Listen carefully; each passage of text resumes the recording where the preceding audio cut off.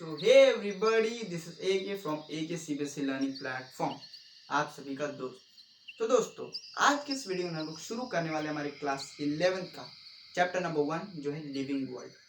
Chapter को शुरू करने से पहले मैं आपको कुछ बातें बताना चाहूँगा। जैसे कि जब ये चैप्टर मैंने पढ़ना शुरू किया था तो मुझे कहीं ना कहीं बहुत सारी चीज़ें ईजी लगी थी। रीज़न ये था कि इस चैप्टर के अंदर जो टॉपिक्स है वो कहीं ना कहीं हम लोग अपने क्लास 8, 9, 10 में पढ़ते आ रहे हैं। ओके, तो मुझे पूरी उम्मीद होगी कि जब आप ये चैप्टर पढ़ोगे हमारे साथ तो आपको कोई भी डिफ़िकल्टीज फेस करनी नहीं पड़ेगी। ओके, तो चलिए वीडियो को स्टार्ट करते हैं और पढ़ते हैं हमारे इस लिविंग वर्ल्ड के बारे में।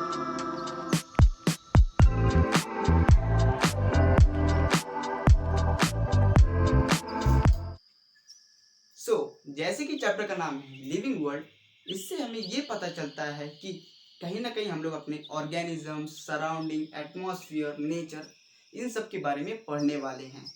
तो जैसे कि हम सबको पता है हमारी जो अर्थ है उसके अंदर मेनली दो कंपोनेंट्स पाए जाते हैं।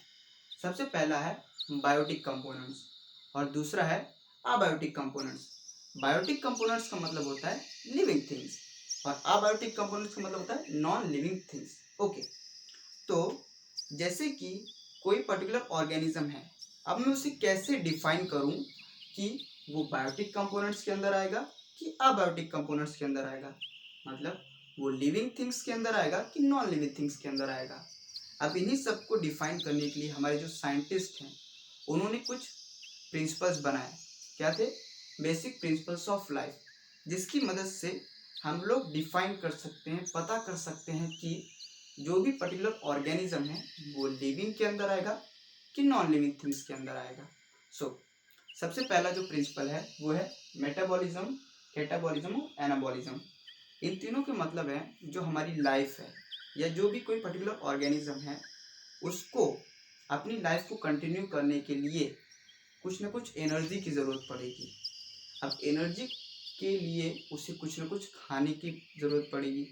अब खाएगा तो उसके अंदर क्या है, बॉडी के अंदर है ना कुछ प्रोसेस होगा क्या, प्रोसेस के अंदर वो जो पर्टिकुलर फूड होगा वो कहीं ना कहीं छोटे छोटे मॉलिक्यूल्स में कन्वर्ट होकर उसकी पूरी बॉडी के अंदर ट्रांसफ़र होगा और उसे एनर्जी प्रोवाइड करेगा, जिसकी मदद से वो अपने डे टू डे वर्क को परफॉर्म कर पाएगा। ओके, तो ये था हमारा सबसे पहला प्रिंसिपल मेटाबॉलिज्म, जिससे हम डिफाइन करते हैं कि एक ऑर्गेनिज्म को कैसी एनर्जी मिलती है और उस एनर्जी की मदद से वो अपने डे टू डे वर्क को कैसे परफॉर्म करता है। चलिए अब जानते हैं दूसरे प्रिंसिपल के बारे में। हमारा जो दूसरा प्रिंसिपल है वो है growth and development. In living organisms growth is internal. Yes, it's right. जो एक पर्टिकुलर ऑर्गेनिज्म होता है उसकी ग्रोथ इंटरनली होती है। जैसे कि हम सबको पता है जो न्यू बॉर्न बेबी होता है वो स्टार्टिंग में छोटा सा होता है पर धीरे धीरे ग्रेजुअली ग्रो होता है। क्या होता है, उसके अंदर जो बोन्स होती हैं हमारी वो धीरे धीरे ग्रो करती हैं। इसकी मदद से जो पर्टिकुलर ऑर्गेनिज्म है उसका साइज इंक्रीज होता है, वो ग्रो करता है। Okay, growth and development do not have unlimited life span. Yes, ये जो पर्टिकुलर ऑर्गेनिज्म है वो क्या हमेशा जब तक वो जिंदा रहेगा तब तक वो बढ़ता रहेगा? नहीं।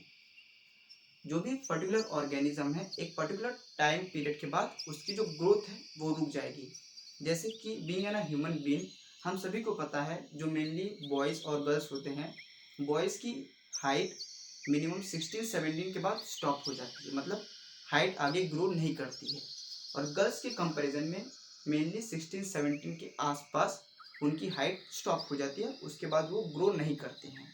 ओके, तो इससे हमें ये पता चलता है कि जो ऑर्गेनिज्म है उसके अंदर एक यूनिक प्रॉपर्टी होती है ग्रोथ एंड डेवलपमेंट की, कि जो भी पर्टिकुलर ऑर्गेनिज्म है लिविंग है वो ग्रो करेगा, यानी कि वो अपना साइज इंक्रीज करेगा और कहीं ना कहीं वो डेवलप करेगा एक पर्टिकुलर रीजन में सरवाइव करने के लिए।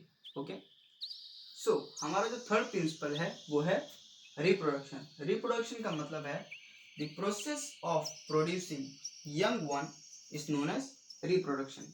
अपने ही जैसे ऑर्गेनिजम्स को प्रोड्यूस करना ही रिप्रोडक्शन कहलाता है। जो भी पर्टिकुलर ऑर्गेनिजम्स है वो अपने ही जैसे यंग वंस को प्रोड्यूस करता है।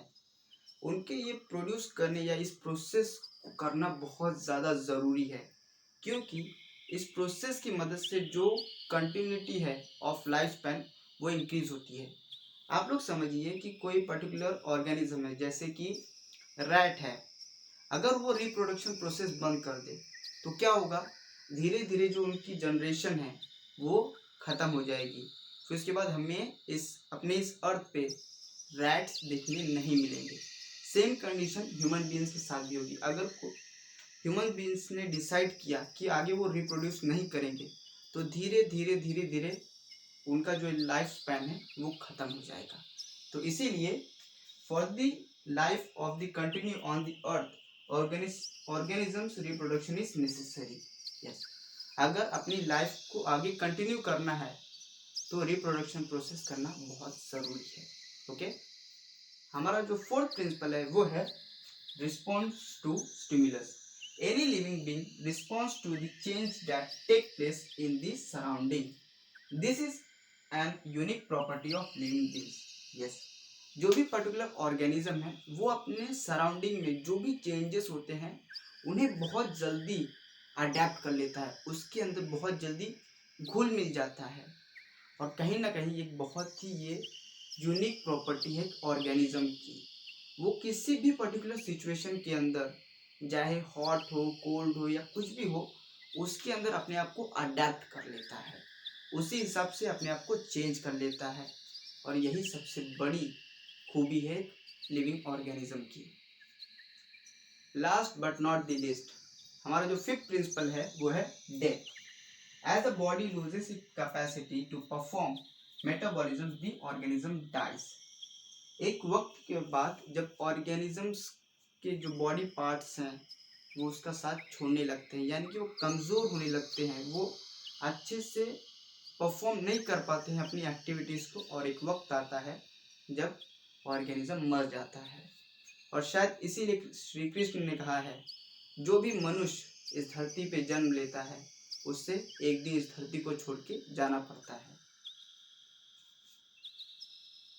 तो ये थे हमारे बेसिक 5 प्रिंसिपल्स ऑफ लाइफ, जिसकी मदद से हम किसी भी ऑर्गेनिज्म को डिफाइन कर सकते हैं कि वो लिविंग ऑर्गेनिज्म है या नॉन लिविंग ऑर्गेनिज्म के अंदर फॉल करता है। ओके, तो चलिए अब आगे बढ़ते हैं और समझते हैं कि हर्बेरियम क्या होता है।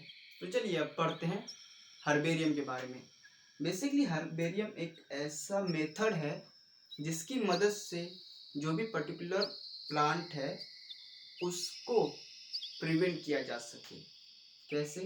बेसिकली जब प्लांट, कोई भी प्लांट है वो जब ड्राई हो जाता है तो उसे क्या करते हैं, उसे एक A4 शीट टाइप पेपर लेते हैं, उसके लेफ्ट हैंड साइड पर उस प्लांट को स्टिक करते हैं और उसके राइट हैंड साइड पर पूरा उस प्लांट के बारे में इंफॉर्मेशन लिखते हैं।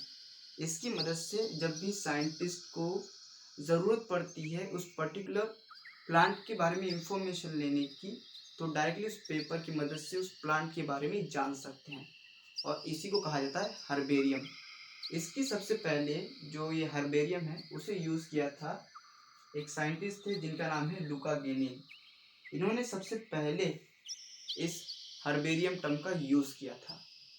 इसकी मदद से उन्होंने जो प्लांट्स है ना उनको प्रिवेंट करने में बहुत ज़्यादा फ़ायदा होगा, ऐसा सोचकर उन्होंने ये टर्म को यूज़ करना शुरू कर दिया था। ओके दोस्तों, आज के इस वीडियो में हमने पढ़ा कि लिविंग वर्ल्ड क्या होता है और पर्टिकुलर किसी भी ऑर्गेनिज्म को कैसे डिफाइन करते हैं कि वो लिविंग में आएगा कि नॉन लिविंग में आएगा।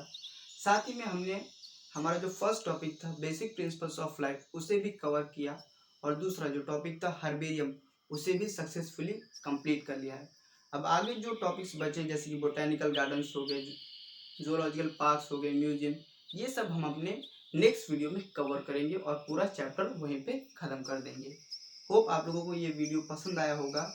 मैंने अपनी तरफ से पूरी कोशिश की कि आपको सबसे ईजीएस्ट वे में इस चैप्टर के बारे में समझाना।